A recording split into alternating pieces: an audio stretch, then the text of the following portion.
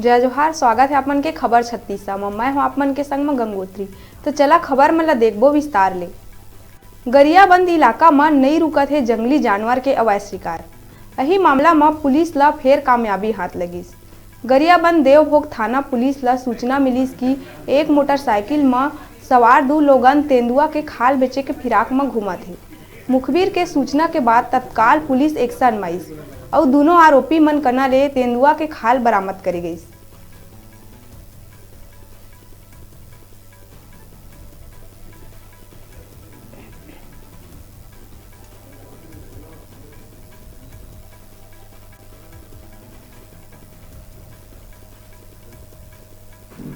वन्य जीव के क्षेत्र में एक बहुत बड़ी सफलता मिली है। जैसे कि आप सभी लोगों को पता है कि पहले हम लोगों ने 3 स्कीन को सीज किया था, तो कल हमारी देवभोग पुलिस को 2 स्कीन, जो आप देख रहे हैं यहाँ पर, एक बच्चे का स्कीन है और एक युवा का स्कीन है यहाँ पर, तो इसकी खाल को हम लोगों ने सीज किया। कल अपनी देवभोग पुलिस को अपनी टीम के साथ में यह सूचना मिली कि धूपकोट क्षेत्र में 2 लोग इसको बेचने की फिराक में वहाँ पर घूम रहे हैं।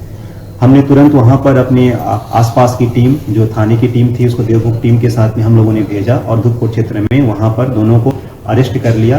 दोनों मोटरसाइकिल में थे, उसको भी हम लोगों ने सीज कर लिया है।